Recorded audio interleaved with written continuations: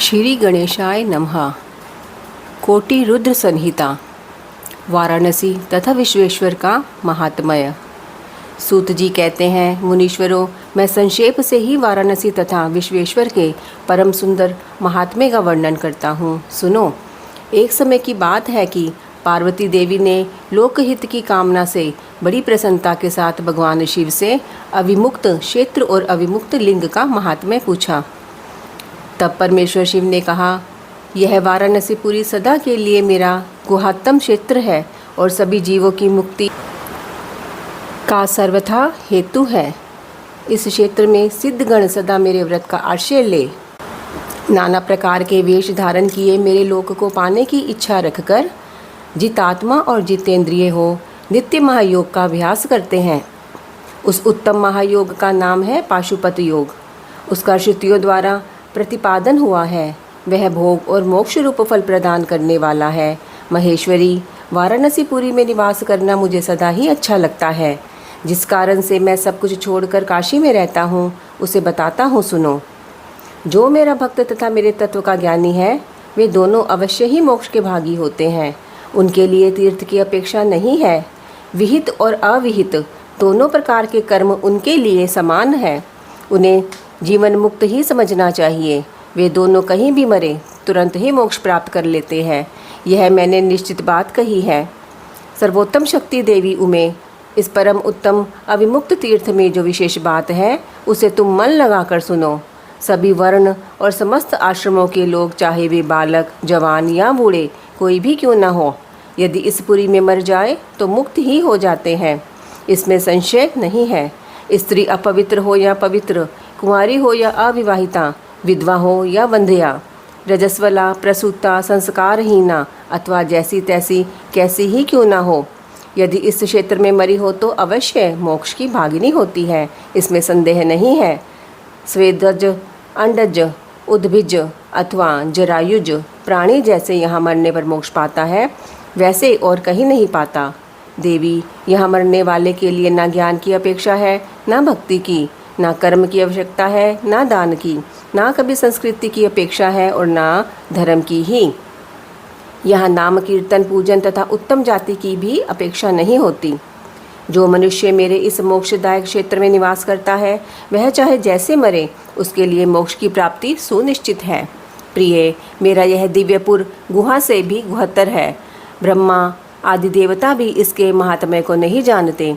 इसलिए यह महान क्षेत्र अविमुक्त नाम से प्रसिद्ध है, क्योंकि नैमिष आदि सभी तीर्थों से यह श्रेष्ठ है। यह मरने पर अवश्य मोक्ष देने वाला है।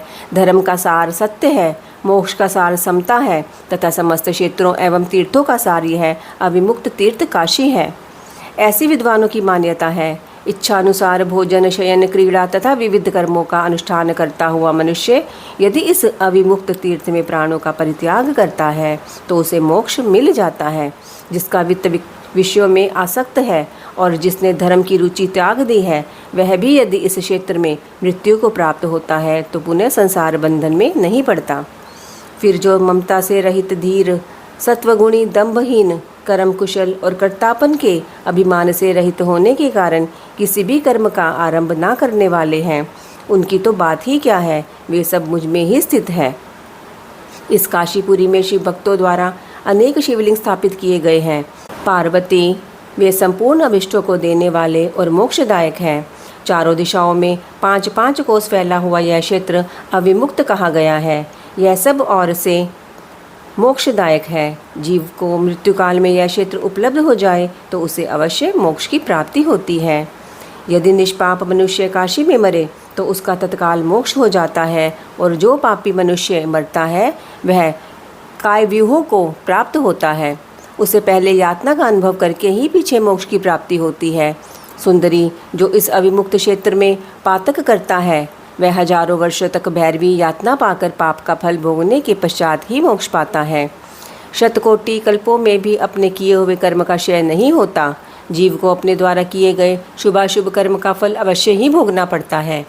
केवल अशुभ कर्म नरक देने वाला होता है। केवल शुभ कर्म स्वर्ग की प्राप्ति कराने वाला होता है तथा शुभ और अशुभ दोनों कर्मों से मनुष्य योनि की प्राप्ति बताई गई है। शुभ कर्म की कमी और अशुभ कर्म की अधिकता होने पर यहाँ अधम जन्म की प्राप्ति होती है। पार्वती, जब शुभ और अशुभ दोनों ही कर्मों का क्षय हो जाता है तभी जीव को सच्चा मोक्ष प्राप्त होता है। यदि किसी ने पूर्व जन्म में आदरपूर्वक काशी का दर्शन किया है तभी उसे इस जन्म में काशी में पहुंचकर मृत्यु की प्राप्ति होती है।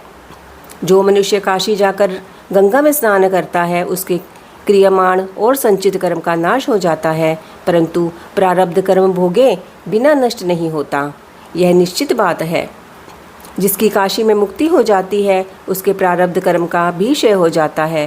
प्रिय, जिसने एक ब्राह्मण को भी काशीवास करवाया है वह स्वयं भी काशीवास का अवतार पाकर मोक्ष लाभ करता है।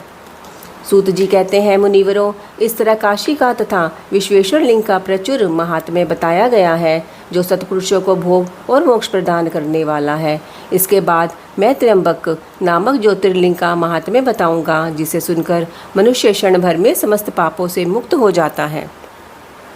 सूत जी कहते हैं, मुनिवरों, सुनो, मैंने सद्गुरु व्यास जी के मुख से जैसी सुनी है उसी रूप में एक पापनाशक कथा तुम्हें सुना रहा हूँ।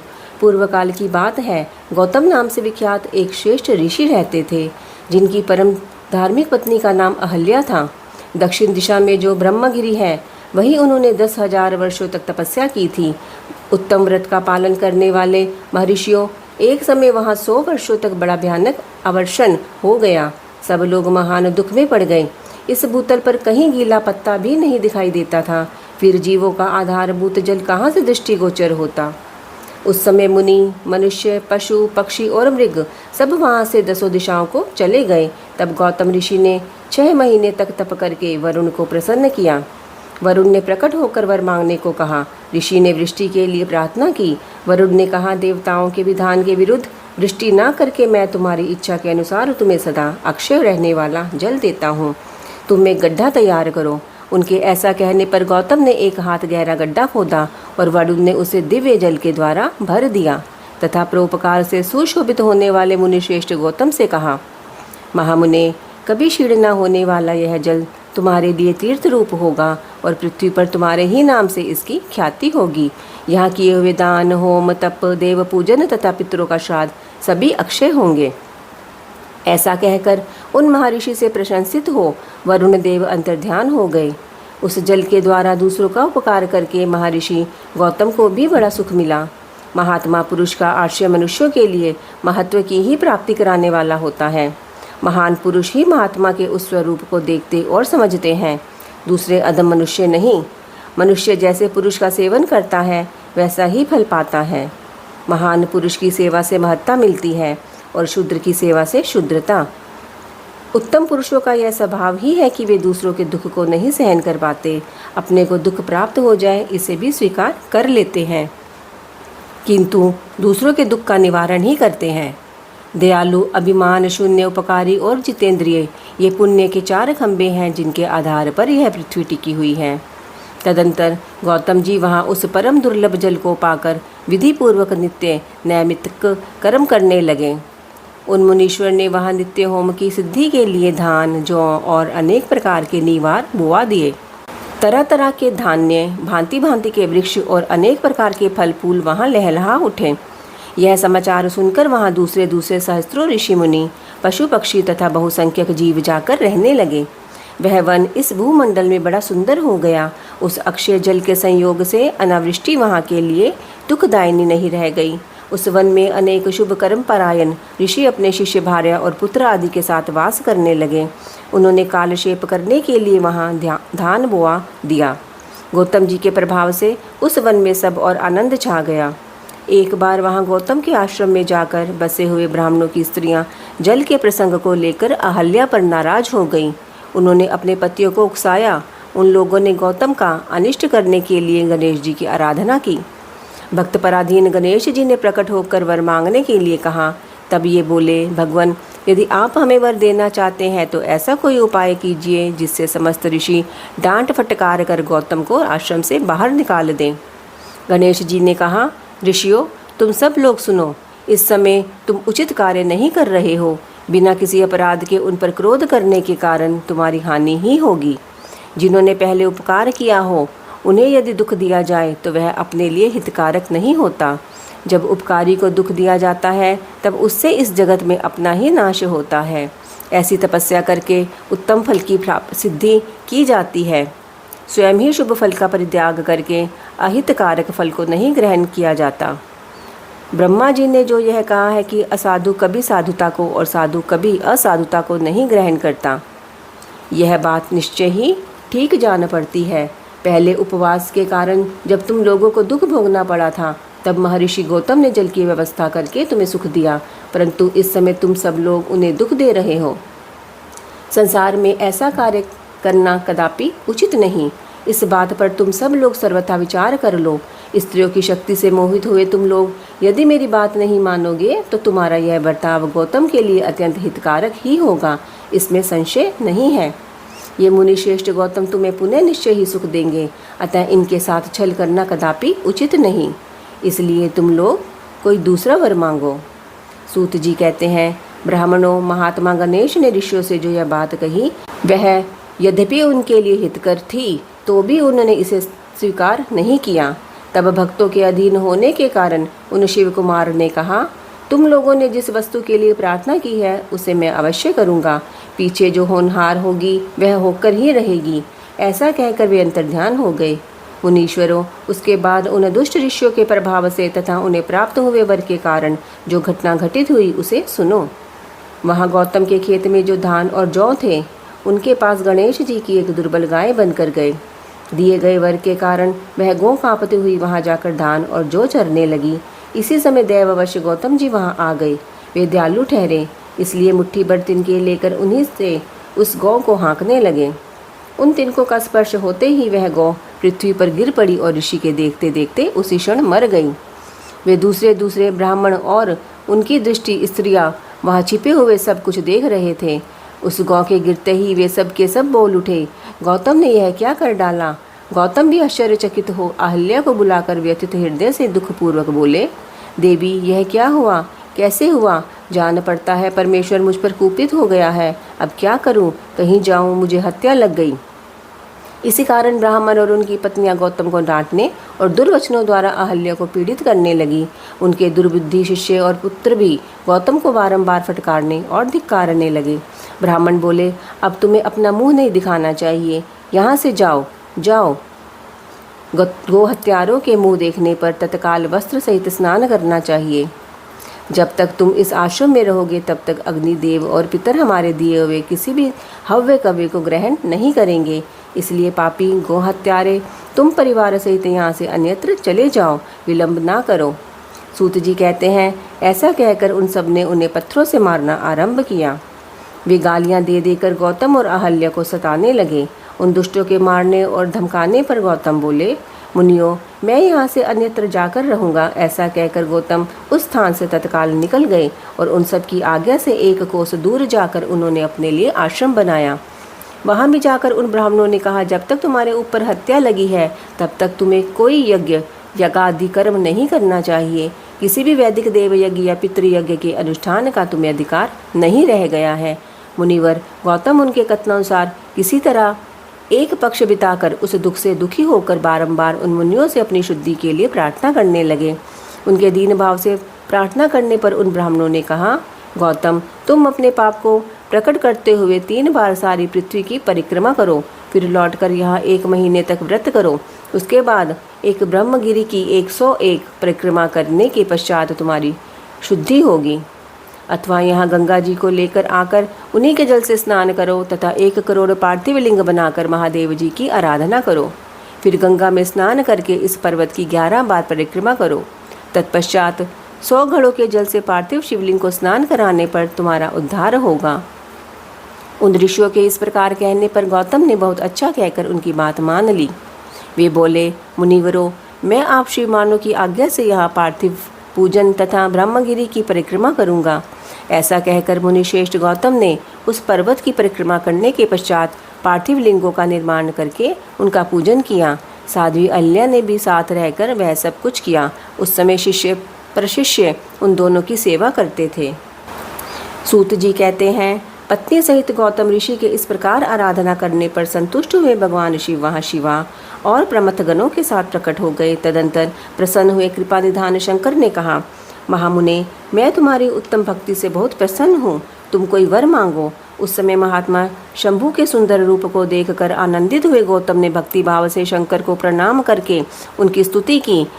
लंबी स्तुति और प्रणाम करके दोनों हाथ जोड़कर वे उनके सामने खड़े हो गए और बोले, देव, मुझे निष्पाप कर दीजिए। भगवान शिव ने कहा, मुने, तुम धन्य हो, कृतकृत्य हो और सदा ही निष्पाप हो। इन दुष्टों ने तुम्हारे साथ छल किया। जगत के लोग तुम्हारे दर्शन से पाप रहित हो जाते हैं, फिर सदा मेरी भक्ति में तत्पर रहने वाले तुम क्या पापी हो। मुने, जिन दुरात्माओं ने तुम पर अत्याचार किया है वे ही पापी, दुराचारी और हत्यारे हैं। उनके दर्शन से तुम्हारे लोग पापिष्ट हो जाएंगे। वे सब के सब कृतघ्न हैं, उनका कभी उद्धार नहीं हो सकता। महादेव जी की यह बात सुनकर महर्षि गौतम मन ही मन बड़े विस्मित हुए। उन्होंने भक्ति पूर्वक शिव को प्रणाम करके हाथ जोड़ पुनः इस प्रकार कहा। गौतम बोले, महेश्वर, उन ऋषियों ने तो मेरा बहुत बड़ा उपकार किया। यदि उन्होंने यह बर्ताव ना किया होता तो मुझे आपका दर्शन कैसे होता। धन्य है वे महर्षि जिन्होंने मेरे लिए परम कल्याणकारी कार्य किया है। उनके इस दुराचार से ही मेरा महान स्वार्थ सिद्ध हुआ है। गौतम जी की यह बात सुनकर महेश्वर बड़े प्रसन्न हुए। उन्होंने गौतम को कृपा दृष्टि से देखकर उन्हें शीघ्र ही यो उत्तर दिया। शिवजी बोले, विप्रवर, तुम धन्य हो, सभी ऋषियों में श्रेष्ठतर हो। मैं तुम पर बहुत प्रसन्न हुआ हूँ, ऐसा जानकर तुम मुझसे उत्तम वर मांगो। गौतम बोले, नाथ, आप सब कहते हैं, तथापि 5 आदमियों ने जो कह दिया या कर दिया वह अन्यथा नहीं हो सकता, अतः जो हो गया सो रहे। देवेश, यदि आप प्रसन्न हैं तो मुझे गंगा प्रदान कीजिए और ऐसा करके लोक कर महान उपकार कीजिए। आपको मेरा नमस्कार है, नमस्कार है। यूँ कहकर गौतम ने देवेश्वर भगवान शिव के दोनों चरणारविंद पकड़ लिए और लोकहित की कामना से उन्हें नमस्कार किया। तब शंकर देव ने पृथ्वी और स्वर्ग के सारभूत जल को निकालकर, जिसे उन्होंने पहले से ही रख छोड़ा था और विवाह में ब्रह्मा जी के दिए हुए जल में से कुछ शेष रह गया था, वह सब भक्तवत्सल शंभू ने उन गौतम मुनि को दे दिया। उस समय गंगा जी का जल परम सुंदर स्त्री का रूप धारण करके वहाँ खड़ा हुआ। तब मुनिवर गौतम ने उन गंगा जी की स्तुति करके उन्हें नमस्कार किया। गौतम बोले, गंगे, तुम धन्य हो, कृतकृत्य हो, तुमने संपूर्ण भुवन को पवित्र किया है, इसलिए निश्चित रूप से नरक में गिरते हुए मुझ गौतम को पवित्र करो।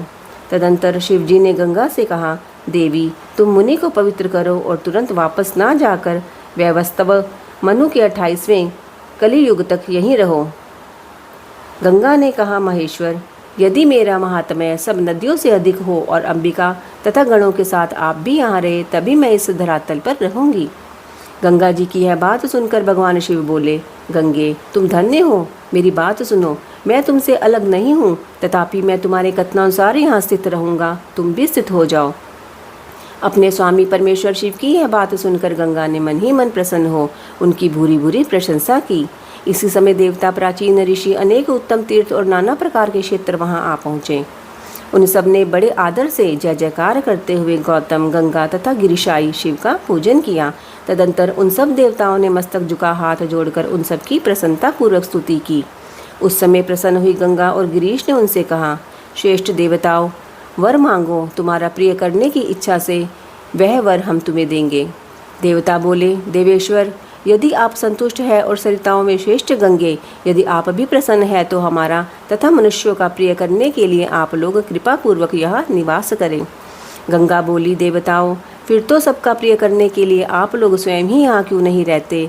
मैं तो गौतम जी के पाप का प्रक्षालन करके जैसे आई हूँ उसी तरह लौट जाऊँगी। आपके समाज में यहाँ मेरी कोई विशेषता समझी जाती है, इस बात का पता कैसे लगे। यदि आप यहाँ मेरी विशेषता सिद्ध कर सके तो मैं अवश्य यहाँ रहूँगी, इसमें संशय नहीं है। सब देवताओं ने कहा, सरिताओं में श्रेष्ठ गंगे, सबके परम सुहृद बृहस्पति जी जब जब सिंह राशि पर स्थित होंगे तब तब हम सब लोग यहाँ आया करेंगे, इसमें संशय नहीं है। 11 वर्षों तक लोगों का जो पातक यहाँ प्रक्षालित होगा, उससे मलिन हो जाने पर हम उसी पाप राशि को धोने के लिए आदरपूर्वक तुम्हारे पास आएंगे। हमने यह सर्वथा सच्ची बात कही है। सरिद्वरे महादेवी, अतः तुमको और भगवान शंकर को समस्त लोकों पर अनुग्रह तथा हमारा प्रिय करने के लिए यहाँ नित्य निवास करना चाहिए। गुरु जब तक सिंह राशि पर रहेंगे तभी तक हम यहाँ निवास करेंगे। उस समय तुम्हारे जल में त्रिकाल स्नान और भगवान शंकर का दर्शन करके हम शुद्ध होंगे, फिर तुम्हारी आज्ञा लेकर अपने स्थान को लौटेंगे। सूत जी कहते हैं, इस प्रकार उन देवताओं तथा महर्षि गौतम की प्रार्थना करने पर भगवान शंकर और सरिताओं में श्रेष्ठ गंगा दोनों वहाँ स्थित हो गए। वहाँ की गंगा गौतमी नाम से विख्यात हुई और भगवान शिव का ज्योतिर्मय लिंग त्र्यंबक कहलाया। यह ज्योतिर्लिंग महान पातकों का नाश करने वाला है। उसी दिन से लेकर जब जब बृहस्पति सिंह राशि में स्थित होते हैं तब तब सब तीर्थ क्षेत्र, देवता, पुष्कर आदि सरोवर, गंगा आदि नदियाँ तथा श्री विष्णु आदि देवगण अवश्य ही गौतमी के तट पर पधारते और वास करते हैं। वे सब जब तक गौतमी के किनारे रहते हैं तब तक अपने स्थान पर उनका कोई फल नहीं होता। जब वे अपने प्रदेश में लौट आते हैं तभी वहाँ इनके सेवन का फल मिलता है। यह त्र्यंबक नाम से प्रसिद्ध ज्योतिर्लिंग गौतमी के तट पर स्थित है और बड़े बड़े पातकों का नाश करने वाला है। जो भक्ति भाव से इस त्र्यंबक लिंग का दर्शन, पूजन, सत्वन एवं वंदन करता है वह समस्त पापों से मुक्त हो जाता है। गौतम के द्वारा पूजित त्र्यंबक नामक ज्योतिर्लिंग इस लोक में समस्त अभिष्टों को देने वाला तथा परलोक में उत्तम मोक्ष प्रदान करने वाला है। मुनीश्वरों, इस प्रकार तुमने जो कुछ पूछा था वह सब मैंने कह सुनाया। अब और क्या सुनना चाहते हो कहो, मैं उसे भी तुम्हें बताऊंगा, इसमें संशय नहीं है। सूत जी कहते हैं, अब मैं वैद्यनाथेश्वर ज्योतिर्लिंग का पापहारी महात्म्य तुम्हें बताऊंगा। सुनो, राक्षस राज रावण जो बड़ा अभिमानी और अपने अहंकार को प्रकट करने वाला था, उत्तम पर्वत कैलाश पर भक्ति भाव से भगवान शिव की आराधना कर रहा था। कुछ काल तक आराधना करने पर जब महादेव जी प्रसन्न नहीं हुए तब वह शिव की प्रसन्नता के लिए दूसरा तप करने लगा। पुलसत्य कुल नंदन श्रीमान रावण ने सिद्धि के स्थानभूत हिमालय पर्वत से दक्षिण वृक्षों से भरे हुए वन में पृथ्वी पर एक बहुत बड़ा गड्ढा खोदकर उसमें अग्नि की स्थापना की और उसके पास ही भगवान शिव को स्थापित करके हवन आरंभ किया। ग्रीष्म ऋतु में वह 5 अग्नियों के बीच में बैठता, वर्षा ऋतु में खुले मैदान में चबूतरे पर सोता और शीतकाल में जल के भीतर खड़ा रहता। इस तरह 3 प्रकार से उसकी तपस्या चलती थी। इस रीति से रावण ने बहुत तप किया तो भी दुरात्माओं के लिए जिनका रिझाना कठिन है वे परमात्मा महेश्वर उस पर प्रसन्न नहीं हुए। तब महान मनस्वी दैत्यराज रावण ने अपना मस्तक काटकर शंकर जी का पूजन आरंभ किया। विधि पूर्वक शिव की पूजा करके वह अपना एक एक सिर काटता और भगवान को समर्पित कर देता था। इस तरह उसने क्रमशः अपने 9 सिर काट डाले। तब भक्त वत्सल भगवान शंकर संतुष्ट एवं प्रसन्न हो वहीं उसके सामने प्रकट हो गए। भगवान शिव ने उसके सभी मस्तकों को पूर्ववत निरोग करके उसे उसकी इच्छा के अनुसार अनुपम उत्तम बल प्रदान किया। भगवान शिव का कृपा प्रसाद पाकर राक्षस रावण ने नतमस्तक हो हाथ जोड़कर उनसे कहा, देवेश्वर प्रसन्न होइए, मैं आपको लंका में ले चलता हूँ, आप मेरे इस मनोरथ को सफल कीजिए, मैं आपकी शरण में आया हूँ। रावण के ऐसा कहने पर भगवान शंकर बड़े संकट में पड़ गए और अनमने होकर बोले, राक्षस राज, मेरी सार गर्भित बात सुनो। तुम मेरे इस उत्तम लिंग को भक्ति भाव से अपने घर को ले जाओ, परंतु जब तुम इसे कहीं भूमि पर रख दोगे तब यह वही सुस्थिर हो जाएगा, इसमें संदेह नहीं है। अब तुम्हारी जैसी इच्छा हो वैसा करो। सूत जी कहते हैं, ब्राह्मणों, भगवान शंकर के ऐसा कहने पर राक्षस राज रावण बहुत अच्छा कहकर शिवलिंग साथ लेकर अपने घर की ओर चला, परंतु मार्ग में भगवान शिव की माया से उसे मूत्रोत्सर्ग की इच्छा हुई। पुल सत्यनंदन रावण सामर्थ्यशाली होने पर भी मूत्र के वेग को रोक ना सका। इसी समय वहां आसपास एक ग्वाले को देखकर उसने प्रार्थना पूर्वक वह शिवलिंग उसके हाथ में थमा दिया और स्वयं मूत्र त्याग के लिए बैठ गया। एक मुहूर्त बीतते बीतते वह ग्वाला उस शिवलिंग के भार से अत्यंत पीड़ित हो व्याकुल हो गया। तब उसने उसे पृथ्वी पर रख दिया। फिर तो वह हीरकमय शिवलिंग वहीं स्थित हो गया। वह दर्शन करने मात्र से संपूर्ण अभिष्टों को देने वाला और पाप राशियों को हर लेने वाला है। मुने, वही शिवलिंग तीनों लोकों में वैद्य नाथेश्वर के नाम से प्रसिद्ध हुआ, जो सत्पुरुषों को भोग और मोक्ष देने वाला है। यह दिव्य उत्तम एवं श्रेष्ठ ज्योतिर्लिंग दर्शन और पूजन से भी समस्त पापों को हर लेता है और मोक्ष की प्राप्ति कराता है। वह शिवलिंग जब संपूर्ण लोकों के हित के लिए वहीं स्थित हो गया तब रावण भगवान शिव का परम उत्तम वर पाकर अपने घर को चला गया। वहां जाकर उस महान असुर ने बड़े हर्ष के साथ अपनी प्रिया मंदोदरी को सारी बातें कह सुनाई। इंद्र आदि संपूर्ण देवताओं और निर्मल मुनियों ने जब यह समाचार सुना तब वे परस्पर सलाह करके वहां आए। उन सब का मन भगवान शिव में लगा हुआ था। उन सब देवताओं ने उस समय वहां बड़ी प्रसन्नता के साथ शिव का विशेष पूजन किया। वहाँ भगवान शंकर का प्रत्यक्ष दर्शन करके देवताओं ने उस शिवलिंग की विधिवत स्थापना की और उसका वैद्यनाथ नाम रखकर उसकी वंदना और सत्वन करके वे स्वर्गलोक को चले गए। ऋषियों ने पूछा, सूत जी, जब वह शिवलिंग वहीं स्थित हो गया तथा रावण अपने घर को चला गया, तब वहाँ कौन सी घटना घटित हुई है, आप बतलाइए। सूत जी ने कहा, ब्राह्मणों, भगवान शिव का परम उत्तम वर पाकर महान असुर रावण अपने घर को चला गया। वहाँ उसने अपनी प्रिया से सब बातें कही और वह अत्यंत आनंद का अनुभव करने लगा। इधर इस समाचार को सुनकर देवता घबरा गए कि पता नहीं यह देवद्रोही महादुष्ट रावण भगवान शिव के वरदान से बल पाकर क्या करेगा। उन्होंने नारद जी को भेजा। नारद जी ने जाकर रावण से कहा, तुम कैलाश पर्वत को उठाओ, तब पता लगेगा कि शिव जी का दिया हुआ वरदान कहाँ तक सफल हुआ। रावण को यह बात जच गई। उसने जाकर कैलाश को उखाड़ दिया। इससे सारा कैलाश हिल उठा। तब गिरिजा के कहने से महादेव जी ने रावण को घमंडी समझकर इस प्रकार श्राप दिया।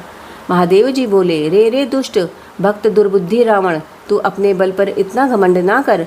तेरी इन भुजाओं का घमंड चूर करने वाला वीर पुरुष शीघ्र ही इस जगत में अवतीर्ण होगा।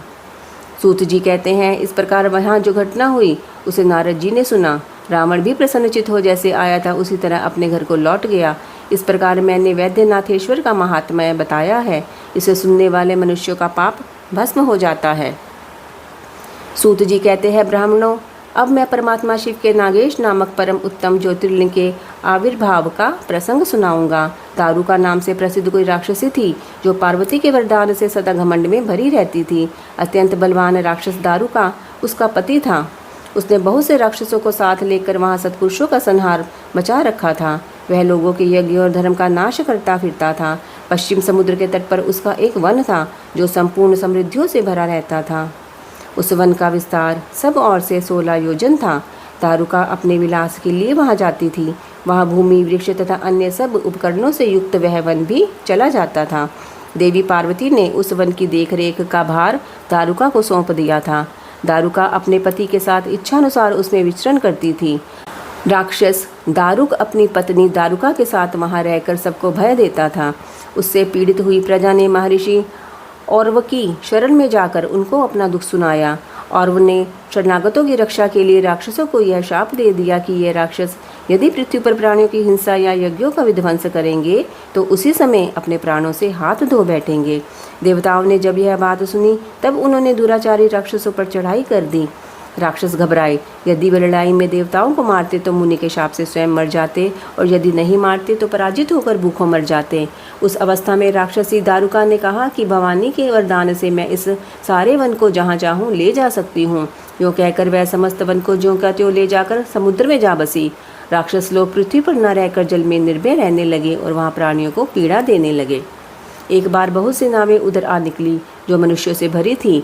राक्षसों ने उनमें बैठे उन सब लोगों को पकड़ लिया और बेड़ियों से बांधकर कारागार में डाल दिया। वे उन्हें बारंबार धमकियां देने लगे। उनमें सुप्रिय नामक से प्रसिद्ध एक वैश्य था जो उस दल का सरदार था। वह बड़ा सदाचारी, भस्म रुद्राक्षधारी तथा भगवान शिव का परम भक्त था। सुप्रिय शिव की पूजा किए बिना भोजन नहीं करता था। वह स्वयं तो शंकर का पूजन करता ही था, बहुत से अपने साथियों को भी उसने शिव की पूजा सिखा दी थी। फिर सब लोग नमः शिवाय मंत्र का जाप और शंकर जी का ध्यान करने लगे। सुप्रिय को भगवान शिव का दर्शन भी होता था। दारुक राक्षस को जब इस बात का पता लगा तब उसने आकर सुप्रिय को धमकाया। उसके साथी राक्षस सुप्रिय को मारने दौड़े। उन राक्षसों को आया देख सुप्रिय के नेत्र भय से कातर हो गए। वह बड़े प्रेम से शिव का चिंतन और उनके नामों का जप करने लगा। वैश्यपति ने कहा, देवेश्वर शंकर, मेरी रक्षा कीजिए। कल्याणकारी त्रिलोकीनाथ, दुष्ट हंता, भक्तवत्सल शिव, हमें इस दुष्ट से बचाइए।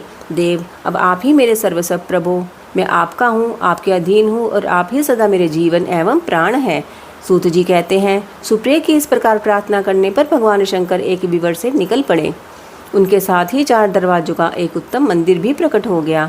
उसके मध्य भाग में अद्भुत ज्योतिर्मय शिवलिंग प्रकाशित हो रहा था। उसके साथ शिव परिवार के सब लोग विद्यमान थे। सुप्रिय ने उनका दर्शन करके पूजन किया। पूजित होने पर भगवान शंभु ने प्रसन्न हो स्वयं पाशुपतास्त्र लेकर प्रधान राक्षसों, उनके सारे उपकरणों तथा सेवकों को भी तत्काल ही नष्ट कर दिया और उन दुष्ट हंता शंकर ने अपने भक्त सुप्रिय की रक्षा की। तत्पश्चात अद्भुत लीला करने वाले और लीला से ही शरीर धारण करने वाले शंभु ने उस वन को यह वर दिया कि आज से इस वन में सदा ब्राह्मण, क्षत्रिय, वैश्य और शूद्र इन चारों वर्णों के धर्मों का पालन हो। यहाँ श्रेष्ठ मुनि निवास करे और तमोगुणी राक्षस इसमें कभी ना रहे। शिव धर्म के उपदेशक, प्रचारक और प्रवर्तक लोग इसमें निवास करें। सूत जी कहते हैं, इसी समय राक्षसी दारुका ने दीनचित्त से देवी पार्वती की स्तुति की। देवी पार्वती प्रसन्न हो गई और बोली, बताओ तेरा क्या कार्य करूं? उसने कहा, मेरे वंश की रक्षा कीजिए। देवी बोली, मैं सच कहती हूँ, तेरे कुल की रक्षा करूंगी। ऐसा कहकर देवी भगवान शिव से बोली, नाथ, आपकी यह बात युग के अंत में सच्ची होगी, तब तक तामसी दुष्ट सृष्टि भी रहे, ऐसा मेरा विचार है। मैं भी आपकी ही हूँ और आपके ही आश्रय से रहती हूँ, अतः मेरी बात को प्रमाणित कीजिए।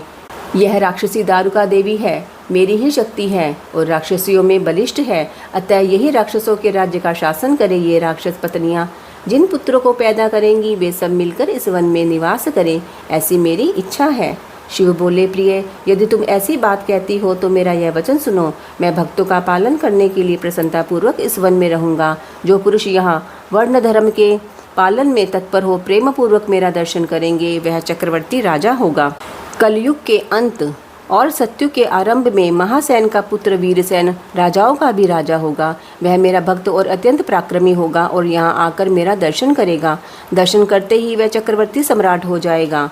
सूत जी कहते हैं, ब्राह्मणों, इस प्रकार बड़ी बड़ी लीलाएं करने वाले वे दंपति परस्पर हास्य युक्त वार्तालाप करके स्वयं वहाँ स्थित हो गए। ज्योतिर्लिंग स्वरूप महादेव जी वहाँ नागेश्वर कहलाए और शिवा देवी नागेश्वरी के नाम से विख्यात हुई। वे दोनों ही सत्पुरुषों को प्रिय हैं। इस प्रकार ज्योतियों के स्वामी नागेश्वर नामक महादेव जी ज्योतिर्लिंग के रूप में प्रकट हुए। वे तीनों लोकों की संपूर्ण कामनाओं को सदा पूर्ण करने वाले हैं। जो प्रतिदिन आदरपूर्वक नागेश्वर के प्रादुर्भाव का यह प्रसंग सुनता है, वह बुद्धिमान मानव महापातकों का नाश करने वाले संपूर्ण मनोरथों को प्राप्त कर लेता है।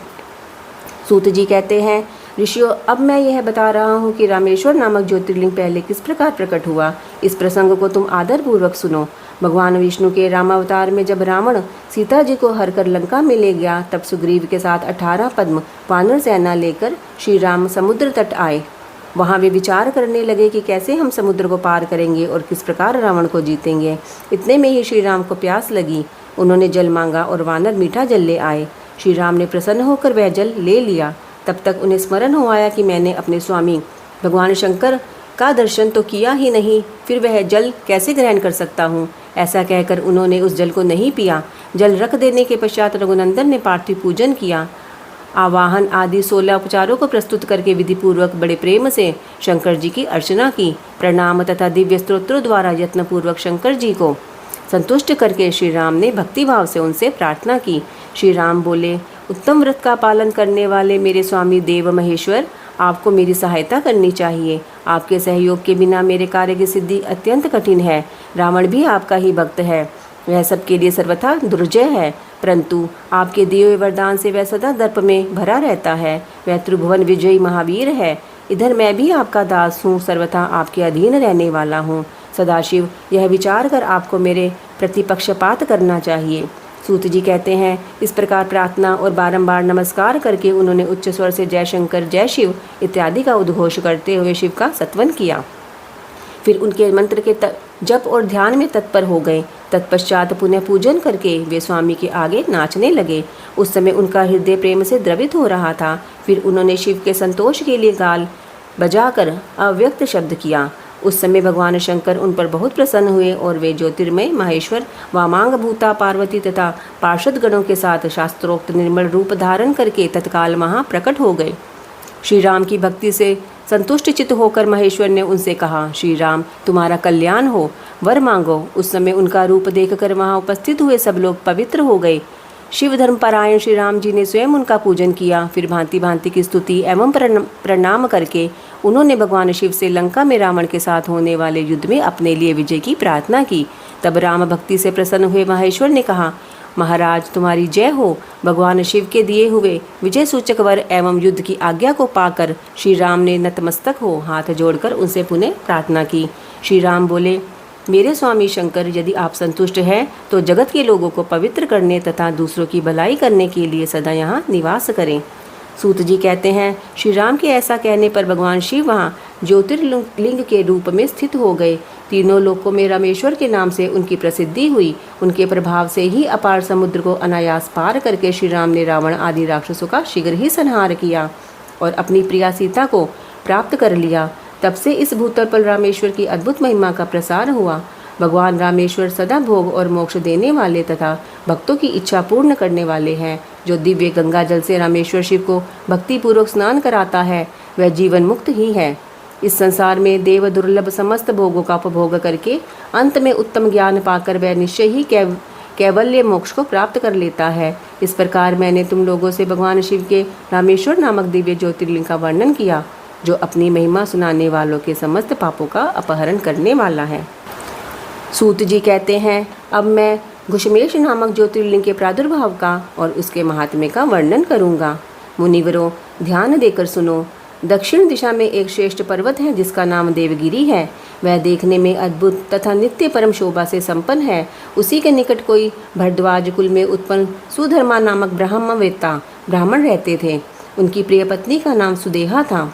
वह सदा शिव धर्म के पालन में तत्पर रहती थी, घर के कामकाज में कुशल थी और सदा पति की सेवा में लगी रहती थी। द्विजश्रेष्ठ सुधर्मा भी देवताओं और अतिथियों के पूजक थे। वे वेद वर्णित मार्ग पर चलते और नित्य अग्निहोत्र किया करते थे। तीनों काल की संध्या करने से उनकी कांति सूर्य के समान उद्दीप्त थी। वे वेद शास्त्र के मर्मज्ञ थे और शिष्यों को पढ़ाया करते थे। धनवान होने के साथ ही बड़े दाता थे। सौजन्य आदि सद्गुणों के भाजन थे। शिव संबंधी पूजन आदि कार्य में ही सदा लगे रहते थे। वे स्वयं तो शिव भक्त थे ही, शिव भक्तों से बड़ा प्रेम रखते थे। शिव भक्तों को भी वे बहुत प्रिय थे। यह सब कुछ होने पर भी उनके पुत्र नहीं था। इससे ब्राह्मण को तो दुख नहीं होता था, परंतु उनकी पत्नी बहुत दुखी रहती थी। पड़ोसी और दूसरे लोग भी उसे ताना मारा करते थे। वह पति से बार बार पुत्र के लिए प्रार्थना करती थी। पति उसको ज्ञानोपदेश देकर समझाते, परंतु उसका मन नहीं मानता था। अंततोगत्वा ब्राह्मण ने कुछ उपाय भी किया, परंतु वह सफल नहीं हुआ। तब ब्राह्मणी ने अत्यंत दुखी हो बहुत हट करके अपनी बहिन घुश्मा से पति का दूसरा विवाह करा दिया। विवाह से पहले सुधर्मा ने उसको समझाया कि इस समय तो तुम बहन से प्यार कर रही हो, परंतु जब इसके पुत्र हो जाएगा तब इससे स्पर्धा करने लगोगी। उसने वचन दिया कि मैं बहन से कभी डाह नहीं करूंगी। विवाह हो जाने पर घुश्मा दासी की भांति बड़ी बहन की सेवा करने लगी। सुदेहा भी उससे बहुत प्यार करती। घुश्मा अपनी शिव भक्ता बहन की आज्ञा से नित्य 101 पार्थिव शिवलिंग बनाकर विधिपूर्वक पूजा करने लगी। पूजा करके वह निकटवर्ती तालाब में उसका विसर्जन कर देती। शंकर जी की कृपा से उसके एक सुंदर सौभाग्यवान और सद्गुण संपन्न पुत्र हुआ। घुश्मा का कुछ मान बढ़ा। इससे सुदेहा के मन में डाह पैदा हो गया। समय पर उस पुत्र का विवाह हुआ। पुत्र वधू घर में आ गई। अब तो वह और भी जलने लगी। उसकी बुद्धि भ्रष्ट हो गई और एक दिन उसने रात में सोते हुए पुत्र को छुरे से उसके शरीर के टुकड़े टुकड़े करके मार डाला और कटे हुए अंगों को उसी तालाब में ले जाकर डाल दिया जहाँ घुश्मा प्रतिदिन पार्थिव लिंगों का विसर्जन करती थी। पुत्र के अंगों को उस तालाब में फेंककर वह लौट आई और घर में सुखपूर्वक सो गई। घुश्मा सवेरे उठकर प्रतिदिन का पूजन आदि कर्म करने लगी। श्रेष्ठ ब्राह्मण सुधर्मा स्वयं भी नित्य कर्म में लग गए। इसी समय उनकी ज्येष्ठ पत्नी सुदेहा भी उठी और बड़े आनंद से घर के कामकाज करने लगी, क्योंकि उसके हृदय में पहले जो ईर्ष्या की आग जलती थी वह अब बुझ गई थी। प्रातःकाल जब बहू ने उठकर पति की शैया को देखा तो वह खून से भीगी दिखाई दी और उस पर शरीर के कुछ टुकड़े दृष्टिगोचर हुए। इससे उसको बड़ा दुख हुआ। उसने सास के पास जाकर निवेदन किया, उत्तम व्रत का पालन करने वाली आए, आपके पुत्र कहाँ गए? उनकी शैया रक्त से भीगी हुई है और उस पर शरीर के कुछ टुकड़े दिखाई देते हैं। हाय, मैं मारी गई, किसने यह दुष्ट कर्म किया है? ऐसा कहकर वह बेटे की प्रिय पत्नी भांति भांति से करुण विलाप करते हुई रोने लगी। सुधर्मा की बड़ी पत्नी सुदेहा भी उस समय हाय मैं मारी गई ऐसा कहकर दुख में डूब गई। उसने ऊपर से तो दुख किया, किंतु मन ही मन वह हर्ष से भरी हुई थी। घुश्मा भी उस समय उस वधू के दुख को सुनकर अपने नित्य पार्थिव पूजन के व्रत से विचलित नहीं हुई। उसका मन बेटे को देखने के लिए तनिक भी उत्सुक नहीं हुआ। उसके पति की भी ऐसी ही अवस्था थी।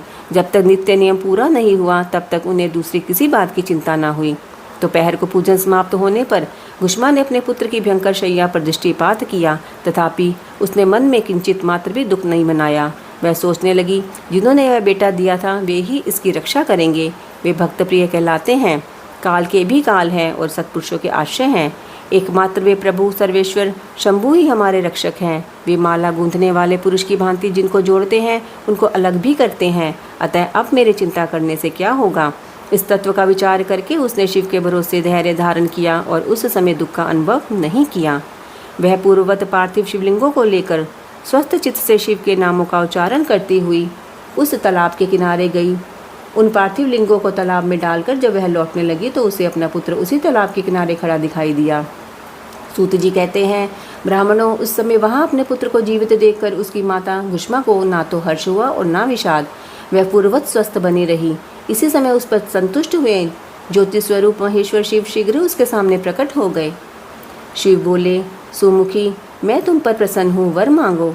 तेरी दुष्टा सौतन ने इस बच्चे को मार डाला था, अतः मैं उसे त्रिशूल से मारूंगा। सूत जी कहते हैं, तब घुष्मा ने शिव को प्रणाम करके उस समय यह वर मांगा, नाथ, यह सुदेहा मेरी बड़ी बहन है, अतः आपको इसकी रक्षा करनी चाहिए। शिव बोले, उसने तो बड़ा भारी अपकार किया है, तुम उस पर उपकार क्यों करती हो? दुष्ट कर्म करने वाली सुदेहा को मार डालने के ही योग्य है। घुष्मा ने कहा, देव, आपके दर्शन मात्र से पातक नहीं ठहरता। इस समय आपका दर्शन करके उसका पाप भस्म हो जाए। जो अपकार करने वालों पर भी उपकार करता है, उसके दर्शन मात्र से पाप बहुत दूर भाग जाता है। प्रभु, यह अद्भुत भगवत वाक्य मैंने सुन रखा है, इसलिए सदाशिव जिसने ऐसा कुकर्म किया है वही करे, मैं ऐसा क्यों करूं? मुझे तो बुरा करने वाले का भी भला ही करना है। सूत जी कहते हैं, घुष्मा के ऐसा कहने पर दया सिंधु भक्त वत्सल महेश्वर और भी प्रसन्न हुए तथा इस प्रकार बोले, घुष्मे, तुम कोई और भी वर मांगो, मैं तुम्हारे लिए हितकर वर अवश्य दूंगा, क्योंकि तुम्हारी इस भक्ति से और विकार शून्य स्वभाव से मैं बहुत प्रसन्न हूँ। भगवान शिव की बात सुनकर घुष्मा बोली, प्रभु, यदि आप वर देना चाहते हैं तो लोगों की रक्षा के लिए सदा यहाँ निवास कीजिए और मेरे नाम से ही आपकी ख्याति हो। तब माहेश्वर शिव ने अत्यंत प्रसन्न होकर कहा, मैं तुम्हारे ही नाम से घुष्मेश्वर कहलाता हुआ सदा यहाँ निवास करूँगा और सबके लिए सुखदायक होऊंगा। मेरा शुभ ज्योतिर्लिंग घुष्मेश नाम से प्रसिद्ध हो। यह सरोवर शिवलिंगों का आलय हो जाए और इसलिए इसकी तीनों लोकों में शिवालय नाम से प्रसिद्धि हो। यह सरोवर सदा दर्शन मात्र से संपूर्ण अभिष्टों का देने वाला हो। सुव्रते, तुम्हारे वंश में होने वाली 101 पीढ़ियों तक ऐसे ही श्रेष्ठ पुत्र उत्पन्न होंगे, इसमें संशय नहीं है। वे सबके सब सुंदर स्त्री, उत्तम धन और पूर्ण आयु से संपन्न होंगे, चतुर और विद्वान होंगे, उदार और भोग और मोक्ष रूपी फल पाने के अधिकारी होंगे। 101 पीढ़ियों तक सभी पुत्र गुणों में बड़े चढ़े होंगे। तुम्हारे वंश का ऐसा विस्तार बड़ा शोभादायक होगा। ऐसा कहकर भगवान शिव ज्योतिर्लिंग के रूप में स्थित हो गए। उनकी घुष्मेश नाम से प्रसिद्धि हुई और उस सरोवर का नाम शिवालय हो गया। सुधर्मा, घुष्मा और सुदेहा तीनों ने आकर तत्काल ही उस शिवलिंग की 101 दक्षिणाव्रत परिक्रमा की। पूजा करके परस्पर मिलकर मन का मैल दूर करके वे सब वहाँ बड़े सुख का अनुभव करने लगे। पुत्र को जीवित देख सुदेहा बहुत लज्जित हुई और पति तथा घुष्मा से क्षमा प्रार्थना करके उसने अपने पाप के निवारण के लिए प्रायश्चित किया। मुनीश्वरों, इस प्रकार वह घुष्मेश्वर लिंग प्रकट हुआ। उसका दर्शन और पूजन करने से सदा सुख की वृद्धि होती है। ब्राह्मणों, इस तरह मैंने तुमसे 12 ज्योतिर्लिंगों की महिमा बताई। ये सभी लिंग संपूर्ण कामनाओं के पूरक तथा भोग और मोक्ष देने वाले हैं। जो इन ज्योतिर्लिंगों की कथा को पढ़ता और सुनता है वह सब पापों से मुक्त हो जाता तथा भोग और मोक्ष पाता है। 12 ज्योतिर्लिंगों के महात्म्य की समाप्ति। ओम नमो शिवाय।